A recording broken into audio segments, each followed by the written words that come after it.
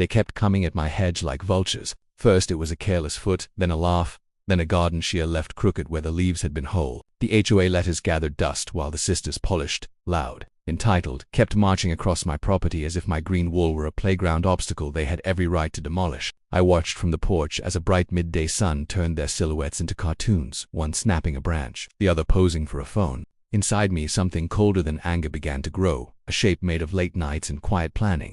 Not from some movie, but from the steady, private disgust of a person whose small joys were being eroded, twig by twig. I had always been a careful neighbor, watered the shrubs in summer, swept the walk in autumn, smiled at block parties. The hedge was my quiet pride, a living fence that carried my mornings and hushed my evenings. But each time I found another notch, another pile of clipped leaves on my side, the quiet gave way to a different voice, one that measured humiliation in exact, personal terms and wanted retribution that would sting as precisely. I started rehearsing scenes in my head while drinking coffee under the sun. The sisters' smug faces flattened by a consequence they never saw coming. The plan that took shape in my mind was not born of cruelty for cruelty's sake. It was born from the slow, grinding injustice of being invisible when it mattered. I told myself I deserved a reckoning. What I did not tell myself was how easily a daytime prank could become something darker, or how the bright clarity of the sun made every choice feel irreversibly real.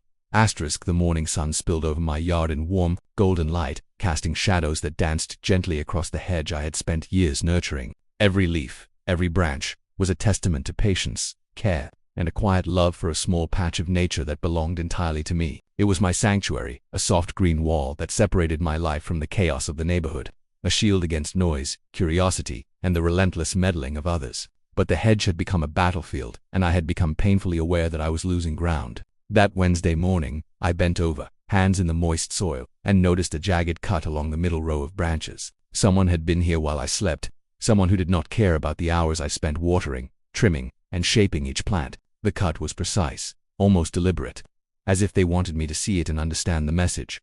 We don't respect your space. I stepped back, feeling the familiar burn of frustration rise in my chest. Across the street, I could see the silhouettes of the sisters, Karen and her younger sibling, blonde hair bouncing in the sun, striding down the sidewalk with grocery bags swinging from their hands. Their laughter carried over the still morning air, casual and cruel in its innocence. It was a sound that had become synonymous with my growing irritation. I remembered the previous week, how one had leaned over my fence to snap a branch with a careless flick, the other photographing the act on her phone as if it were a trophy moment. The more I thought about it, the more I felt my calm life shrinking, compressed by the bright arrogance of their movements. I wanted to confront them, to demand respect, but each previous attempt had ended with hollow apologies and that same smug, "we didn't mean anything" tone that said nothing at all. Determined not to let them sense my anger, I walked along the hedge slowly, inspecting the damage in detail. Each snapped twig, each uneven leaf, told a story of repeated violations. They had been at this for weeks, perhaps months, and I had been too polite, too patient. I had logged dates, times, even photographs of their trespasses, thinking that evidence might eventually force them to behave. Yet here I was again, sun on my face, staring at the aftermath of their latest thoughtless act. The wind carried the faint sound of their laughter again, sharp and casual, and I realized how much I had let this small garden of mine matter to me. The hedge was more than a plant barrier. It was a part of my identity, a reflection of the order and care I tried to maintain in a world that often felt chaotic and disrespectful. I decided to approach them, grabbing my gloves and a small pair of pruning scissors. I walked toward the street, hoping the bright daylight would give me courage. As I got closer, Karen and her sister glanced up, momentarily surprised by my presence. Their smiles were polite, but laced with that subtle arrogance I had grown to despise. I cleared my throat and tried to sound calm, steady, almost cheerful. "I noticed some of the branches in my hedge are broken. Can you tell me what happened?" The question was simple, direct, and I hoped it would be enough to make them pause. Karen shrugged, leaning slightly against her car, hair catching the sunlight. "Oh, sorry about that," she said, her voice casual. "We didn't think it would be a problem. It's just a hedge." Her sister laughed lightly as if the situation were a joke. "Yeah, it's just plants," she added, looking away with feigned disinterest. Their words struck me like a slap, casual, careless, dismissive of something that mattered deeply to me. I forced a polite smile and explained, again, that the hedge was private property and that repeated damage could not be ignored. I showed them the snapped branches, pointing out the areas where the cuts were deliberate. I expected some recognition, maybe even guilt. Instead, they exchanged a glance that seemed to say, "Do you really think we care?" Walking back to my yard, I felt a tension coiling inside me that I had not felt in years. The sun was higher now, turning the neighborhood into a bright, unforgiving stage. Every leaf of the hedge, every blade of grass, seemed to glimmer with accusation. I realized I could no longer leave this alone. I could not pretend that polite warnings or HOA letters would work. They had already proven that they were above such rules in their own minds. The sisters had transformed my simple, sunny mornings into exercises in vigilance, making me check the fence line obsessively, noticing the smallest details, measuring each step in shadow for potential trespass.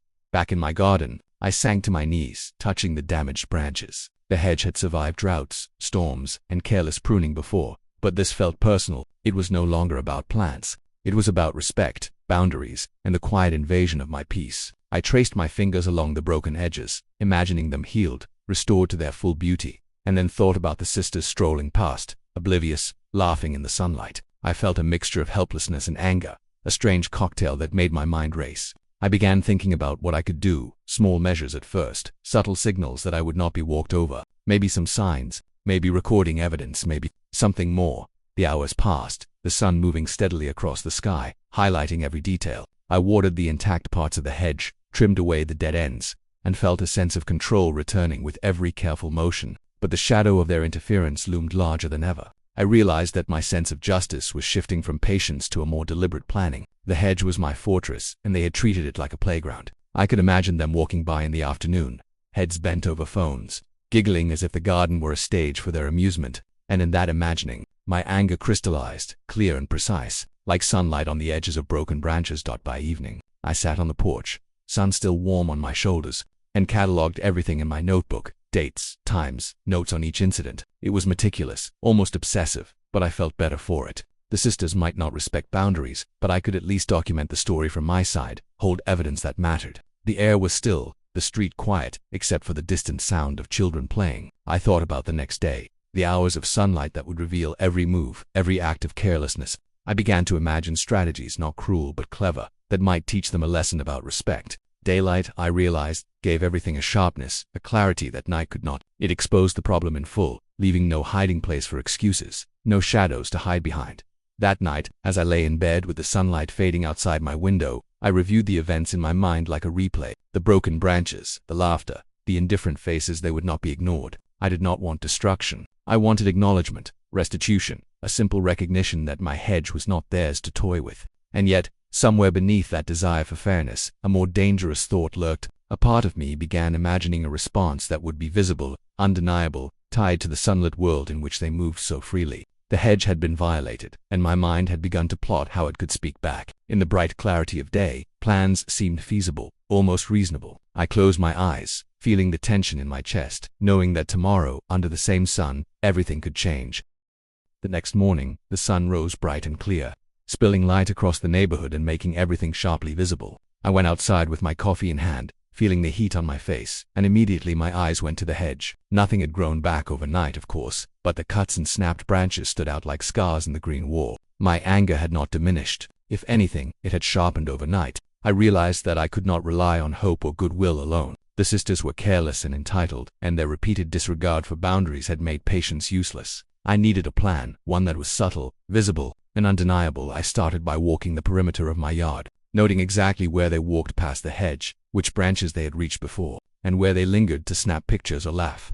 The sunlight caught each detail, the way one sister tilted her head while glancing at her phone, the other brushing leaves aside with a casual flick. Every gesture became a clue. I began to imagine what could happen if someone left evidence of their trespass in a way that was public yet harmless, something that made them realize their behavior had consequences. I sketched little diagrams in my notebook, mapping their paths, marking danger zones near the hedge where their carelessness was greatest. The sun overhead made it easy to visualize everything in exact detail, and I felt a strange satisfaction in my meticulous planning. After breakfast, I visited the hardware store and bought materials I might need: small stakes, string, and a few harmless but noticeable markers, chalk, colored powder, even a small bell that could alert me if someone crossed a line. I wandered the aisles slowly, imagining how each item could play a role. Nothing dangerous, I reminded myself. The goal was clarity, not harm. Daylight gave me confidence. Every time I pictured the sisters walking past in the afternoon sun, snapping branches, I felt the possibility of a clever response take shape.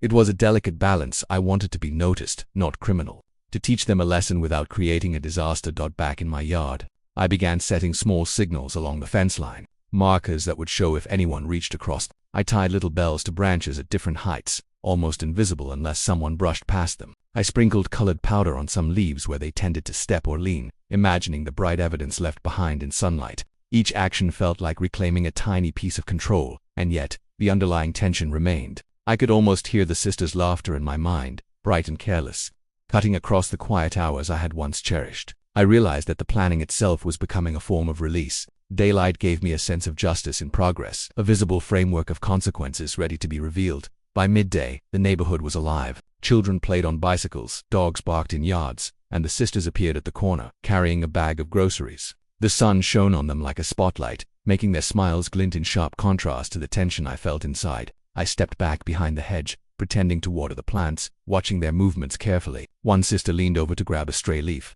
The other reached across the fence to flick a small twig. Almost immediately, one of the bells jingled softly, and I suppressed a satisfied smile. A small victory, but enough to make me feel seen. The colored powder on the lower leaves marked the tips of their shoes slightly as they walked by, leaving a trace of their trespass without confrontation. The bright, open world around us made it impossible for them to deny the evidence. After they left, I examined the area. The chalk smudges on the sidewalk caught the sunlight and highlighted their path like a bright trail. The small, jingling bells were still humming in the breeze, and I felt the first real sense of agency I had experienced in weeks. It was a game of observation and clever planning, and I realized how much I had underestimated my own creativity. I sat on the porch, notebook open, sketching notes and ideas for the next step. It was almost thrilling to feel a plan taking shape, to see the hedge as not just a living wall but a canvas for accountability. Daylight made everything unambiguous. I could see the results clearly, and the world itself bore witness to their carelessness. The next few days became a rhythm. I set the markers and observed the sisters from behind the safety of my own yard,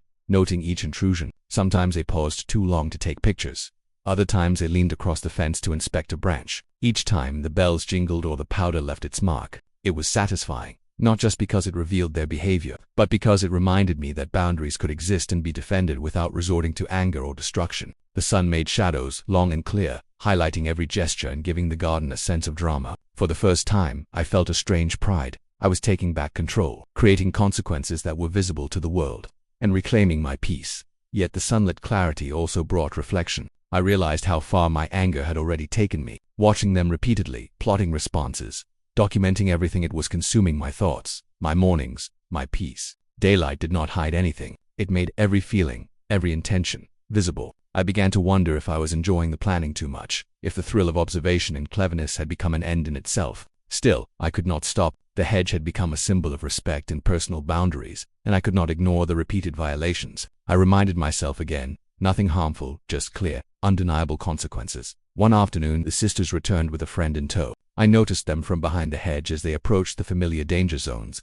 I held my breath, watching every movement. One reached for a branch, and a bell jingled, making the friend startle. They laughed nervously, brushing past the markers and smudges, leaving faint trails of powder and chalk in the sun. I felt a surge of triumph. My work had been noticed. The subtle evidence of their carelessness, now impossible to ignore in daylight, was finally tangible. It was almost as satisfying as imagining them facing consequences in a harsher way. Almost by evening, the neighborhood was quiet again. The sun had moved low in the sky, casting golden light across my carefully marked hedge. I walked along it slowly, examining the results. Faint colored smudges on the sidewalk, tiny jingles from the bells still swaying in the breeze, evidence of every step they had taken. I made notes, thinking about the patterns and how to refine them. There was a strange satisfaction in this work. It was clever, creative, and most importantly, harmless. For the first time, I felt a sense of control that did not come from anger alone. Daylight had given me clarity. It was possible to be firm, visible, and fair without crossing a line I might regret. That as the sun set behind the trees,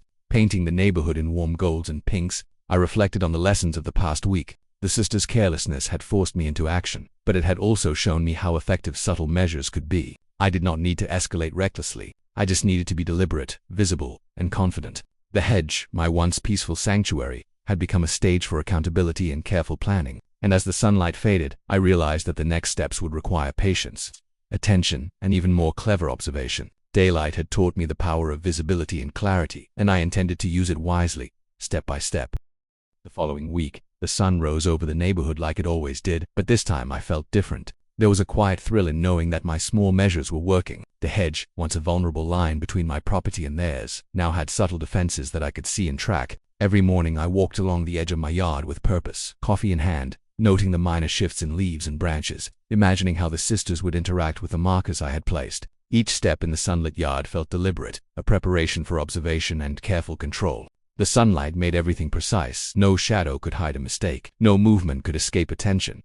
By late morning, I noticed the sisters approaching from down the street. They were talking animatedly, their movements sharp under the bright sun. I ducked behind the taller sections of the hedge, pretending to prune some branches, and watched carefully. Their attention was divided. One was scrolling on her phone, the other laughing at something they had both noticed together. As they neared the edge of my property, one brushed against a bell tied to a branch. The sound jingled clearly, cutting through the afternoon brightness. They paused, startled, and glanced around. I held my breath. Their friend had left them earlier, and now they were alone, making it easier to observe. The small jolt seemed to make them hesitate. A brief recognition that the hedge and I were not just background scenery. I stepped closer slowly, casually, and spoke in a light, calm voice. "Careful with the branches," I said, nodding toward the hedge. The sisters looked at me, eyes narrowing just slightly. Their smiles were polite, but the laughter had died down, replaced by something cautious. I felt a surge of satisfaction. The small indicators I had placed were working. Not only were they aware of me, but they were starting to notice the consequences of their careless behavior. Sunlight reflected off the sidewalk, catching on the faint powder I had sprinkled the day before, and I realized they could see it if they looked down. The evidence was subtle but visible, just enough to make them pause. Throughout the day I continued my observations. Every step, every glance, became part of a pattern. I noted how they avoided certain areas, where they lingered, and how they interacted with my markers. The sun revealed everything in stark clarity, leaving no room for excuse or ignorance. I could almost hear their thoughts, imagining the tiny doubts forming in their minds. This was not revenge, I reminded myself, but accountability. Every afternoon, I walked the perimeter, adjusting the markers, reinforcing areas they tended to cross. My notebooks were filling with detailed notes, which branches jingled, where powder left marks, and how their body language shifted. The sun made it all visible and undeniable, creating a map of cause and effect that I could track carefully. By midweek, the sisters' behavior started to change. They no longer brushed casually against the hedge or leaned over without hesitation. They moved with cautious precision, stepping around markers I had added. I noticed them discussing something quietly as they passed, occasionally glancing toward my property. It was clear they were starting to suspect that someone was watching, that their actions had consequences. The bright, open world made it impossible for them to hide their uncertainty. I felt a mixture of pride and relief. The plan was subtle, harmless, but effective. In the sunlit hours, I could see the results of my work, and it was deeply satisfying. Still, I knew I could not rely solely on small measures. The sisters were persistent, and their entitlement ran deep. I needed something more definitive, a way to make my point undeniable without crossing a line. I began thinking about daytime visibility, how bright light could highlight actions, and how subtle interventions could escalate accountability. I sketched a few ideas in my notebook. A larger bell, a small netting of string tied in a way that marked movement, and even brightly colored powder on branches where they reached most often. Each step was carefully considered. The goal was clarity, not harm, and daylight ensured that every effect would be obvious. Thursday came, and the sisters returned with a small group of friends. They approached the hedge confidently, laughing and talking loudly in the sun. I stayed hidden behind the taller section, watching their movements carefully. One of them reached for a low branch, and immediately a bell jingled loudly. The laughter stopped abruptly. Their friends noticed the sound and glanced around nervously. The sisters' expressions changed from amusement to mild concern. I could see that they were beginning to understand, slowly, reluctantly, that this was not random. The evidence was visible, clear, and tied directly to their actions. Sunlight reflected off the colored powder on the leaves, marking their shoes faintly. It was proof of their trespass, a gentle but undeniable consequence. After they left, I stepped outside to inspect the area. The bright afternoon revealed every detail, footprints lightly dusted with powder, the bell still swaying on its branch, small scratches where they had leaned. I felt a mix of satisfaction and caution. The measures were working, but I could feel the escalation in my own thoughts. Watching them, planning, observing it was consuming more of my day than I had intended. Still, I could not stop. The hedge had become both my sanctuary and my stage, a place where I could enforce boundaries without confrontation. The sun made every small detail visible, reinforcing the subtle control I had created. By Friday, the sisters were noticeably hesitant. I could see it in the way they walked past the hedge, careful to avoid the jingling bells and colored markers. They glanced toward my window occasionally, perhaps sensing that someone was watching. Their laughter was quieter, their movements measured. I realized that my planning and observation had started to shift the power dynamic, and the bright sunlight made their caution visible to anyone paying attention. Even their friends, when they accompanied them, noticed the subtle tension. It was clear that accountability, even in small, harmless ways, could change behavior.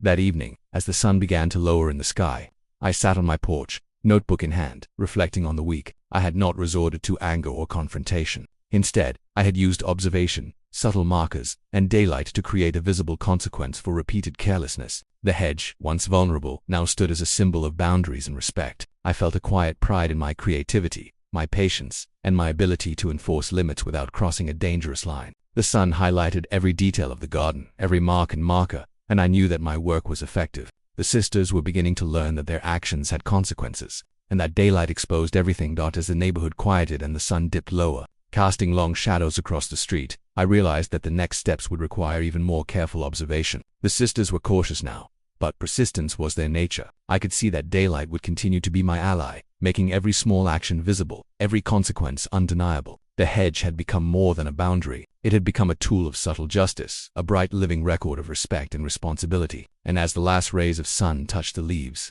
I felt ready for whatever came next, confident that clarity, patience, and cleverness could prevail in the bright light of day. The sun had barely risen when I stepped into my yard, notebook and coffee in hand. The bright morning light made the neighborhood look ordinary, almost calm, but I knew better. The sisters were becoming aware that their careless antics no longer went unnoticed. Their previous confidence had begun to fade, replaced by a subtle caution I could detect in the way they walked, the way they glanced toward my property, and the small hesitations in their movements. Daylight revealed every nuance, and I felt an unusual sense of satisfaction watching them navigate the invisible boundaries I had created. It was a delicate power, one that came without confrontation, without anger, and yet demanded acknowledgement. That morning I added a few small enhancements to my setup, a couple of additional bells, placed higher on the branches, and a thin, almost invisible string connecting certain leaves made even a casual brush against the hedge noticeable. I also sprinkled colored powder on spots where they had leaned the most in the past, ensuring that each step or touch left a clear trace. Every addition was carefully considered, designed to be harmless but impossible to ignore. I watched the sunlight glint off the powder and the tiny bells, imagining how the sisters would react if they noticed the changes. The bright daytime revealed everything clearly, giving me confidence that my measures would be seen. By mid-morning they appeared, walking down the street with their usual energy, but something had changed. Their steps were careful, measured. They glanced at the hedge more often than before, eyes flicking toward the colored markers, the swaying bells, and the visible powder on the branches. I could see them communicating silently through glances, hesitation, and whispered comments. The subtle control one had established was working. They were aware, uncertain, and slightly unnerved. I stepped onto the porch, hands on the railing,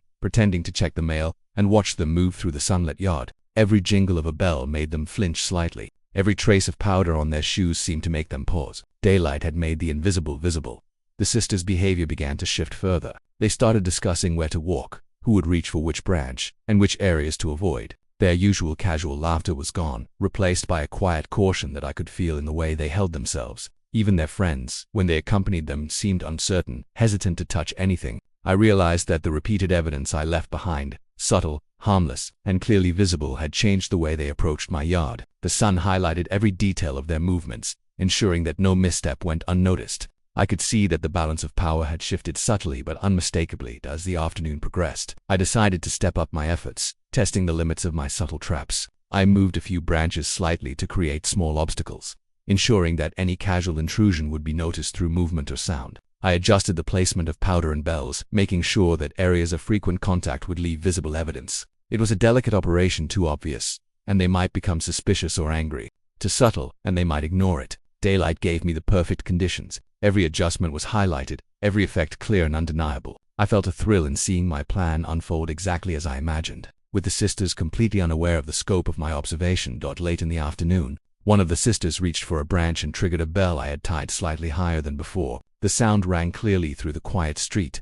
They froze, looked around, and glanced at each other nervously. Their previous confidence had vanished entirely. Even their friend hesitated, glancing toward me as I appeared casually on the porch, notebook in hand. I said nothing, just smiled lightly, pretending to enjoy the sunlight while noting their reaction. The colored powder on the leaves caught the sunlight, marking their hands faintly. They moved quickly past the area, whispering and pointing toward the hedge. It was the first visible sign of unease in their behavior. Subtle, yes, but unmistakable.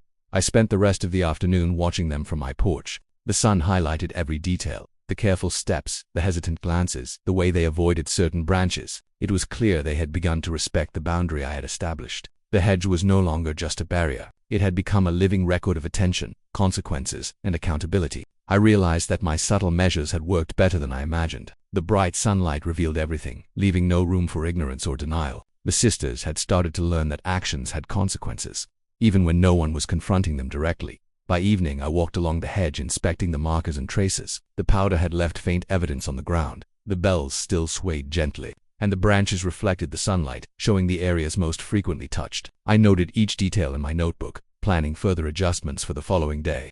I felt a sense of quiet triumph, tempered by awareness. The sisters were learning, but they were still persistent and creative in their own way. Daylight had made my work visible and effective, but it also exposed me, my movements, and my planning. I had to remain careful, deliberate, and patient. Over the next few days, I noticed subtle changes in their routines. They approached the hedge with caution, spoke in hushed tones, and occasionally stopped to inspect the colored powder or swaying bells. I could see their frustration growing, not anger, exactly, but a quiet acknowledgement that their actions no longer went unnoticed. The bright, open world of daylight left no hiding place for carelessness. Each small step I had taken to reclaim control had created a ripple effect. I could see it in the way they walked, how they communicated, and the small pauses that punctuated their usual confidence. The hedge had become a tool of accountability, and sunlight made it impossible for them to ignore. One afternoon, they lingered longer than usual near the corner of the yard. I noticed them whispering, pointing toward areas I had adjusted. Their body language suggested they were beginning to suspect someone was actively observing them. The tension was visible in the sunlit yard. I stepped lightly across my porch, pretending to water a plant, while they moved cautiously around the hedge. Every bell jingled, every powder trace left a visible mark, and I felt a thrill of subtle triumph. My plan was working perfectly. They were aware of consequences but could not pinpoint the source. Daylight had given me clarity, control, and effectiveness. As the sun began to set, casting long golden shadows across the street, I reflected on the week's events. The sisters' behavior had changed. Their confidence had diminished, their carelessness curbed, and their attention focused on the boundaries I had created. I realized that the combination of observation, subtle markers, and daylight visibility had been far more effective than confrontation or anger. I had reclaimed control over my space, and the hedge now served as both barrier and messenger. Every branch, bell, and colored powder mark was a reminder that actions had consequences. The sisters could no longer ignore it. By the time the sun dipped low, I was satisfied but vigilant. I knew the sisters were clever and might attempt new strategies to bypass my measures. Daylight had been my ally, revealing everything clearly, and I planned to use it carefully to maintain control. The hedge had become a living record of respect, boundaries, and accountability, and I understood that careful observation, patience, and creativity were more powerful than confrontation or anger. As the golden light faded from the neighborhood, I felt prepared for the next steps, confident that subtle, visible consequences could guide behavior and restore order without harm.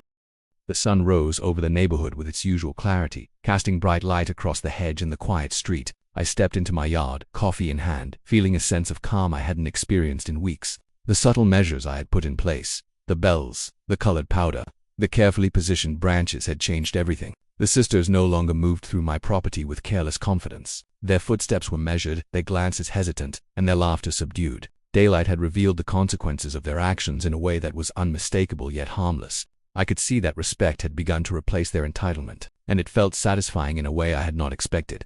I spent the morning inspecting the hedge, making minor adjustments, and noting in my notebook how the sisters had reacted over the past days. Their behavior had shifted from arrogance to caution, and even small intrusions were met with hesitation. I realized that the hedge had become more than a barrier. It was a statement. Each bell that jingled, every trace of colored powder, and every carefully pruned branch communicated that boundaries mattered, and that repeated violations could no longer be ignored. The sun highlighted every detail, making my subtle interventions clear and undeniable, without causing harm or confrontation. It was a perfect balance, one that had restored both order and my peace of mind. By late morning, the sisters approached, this time noticeably quieter. Their steps were careful, their gestures restrained, and their eyes flicked toward the hedge more often than toward each other. I could see them silently acknowledging the small markers I had set up, and I felt a quiet satisfaction. There was no need for harsh words or angry confrontation. Daylight itself had conveyed the message. I stepped onto the porch casually, pretending to prune some leaves, and they passed by without incident. For the first time, they moved through the street with awareness, not entitlement. Their carelessness had been replaced by observation, and that subtle change was enough. After they left, I walked along the hedge inspecting every bell, branch, and powder trail. Everything was in place, and everything had worked exactly as I hoped. The hedge stood taller in my mind, a symbol of patience, careful planning, and quiet justice. I realized that the weeks of tension, observation, and subtle action had changed not only the sisters but also me. I had discovered a way to reclaim control without cruelty, to enforce boundaries while remaining calm, and to transform frustration into creativity. Daylight had made every effect visible, and clarity had replaced anger. I felt lighter, freer, and oddly proud of the peaceful resolution I had engineered. In the following days, the sisters' behavior solidified. They moved past my yard with caution, no longer leaning on the hedge or snapping branches. Their conversations were quieter, their gestures deliberate, and their eyes occasionally flicked toward the small markers I had left behind. The hedge had become an unspoken contract, a visible reminder that my space deserved respect. I watched them from the porch one bright afternoon, sun catching the tips of leaves and the small bells swaying in the breeze, and felt a sense of closure. It had taken careful planning, patience, and observation, but the balance had been restored. I no longer feared casual violations. The sisters had learned their lesson in a subtle, undeniable way. By the end of the week, the neighborhood had returned to its ordinary rhythm, bright and sunny as ever. Children played on bicycles, dogs ran across lawns, and neighbors waved as they walked past. I walked along the hedge, watering, pruning, and straightening branches, but there was no tension in my movements now. The garden had regained its peaceful rhythm, and the subtle measures I had put in place no longer required constant attention. The sisters had learned boundaries without a word being raised, and I realized that daytime visibility, careful planning, and patience had been my greatest allies. The sun had illuminated every small detail, ensuring fairness without confrontation. That afternoon, I sat on the porch, notebook in hand, reflecting on the weeks of tension, observation, and quiet strategy. The hedge had survived every violation, and in a way, it had grown stronger through the process. The sisters had changed, my peace had been restored, and the neighborhood retained its bright, sunny calm. I realized that control, when exercised carefully and thoughtfully, could be as satisfying as revenge, sometimes even more so. Daylight had made everything visible. The measures I took, the consequences they faced, and the small transformation that occurred over time. The quiet satisfaction of justice, subtle but undeniable, had replaced frustration, and I felt a calm triumph that was better than any sudden outburst could have provided. By sunset, the street was golden, long shadows stretching across the pavement. The sisters had gone home, leaving the neighborhood in peaceful order. I walked along the hedge one final time for the day, adjusting a bell, straightening a branch, and smiling at the sunlight glinting off the green leaves. The subtle signs of accountability were still there, visible but unobtrusive, a reminder of lessons learned without harm done. The hedge had stood its ground, and so had I. I realized that the days of tension and planning had not only defended my property but had also taught patience, strategy, and the value of clear, visible boundaries. Daylight had revealed everything, and clarity had resolved the conflict without a single harsh word. As I sat on the porch, watching the sun dip behind the trees, I felt a sense of completion. The sisters had been taught respect in the quiet, subtle way that daylight made possible. The hedge was safe again, my peace restored, and the neighborhood remained bright and calm. I understood that patience, planning, and visibility were stronger than anger or destruction. The week of observation and careful action had led to resolution, demonstrating that even persistent challenges could be addressed thoughtfully and effectively. I poured myself another cup of coffee, basking in the sunlight, content with the outcome and ready to enjoy the quiet rhythm of my yard.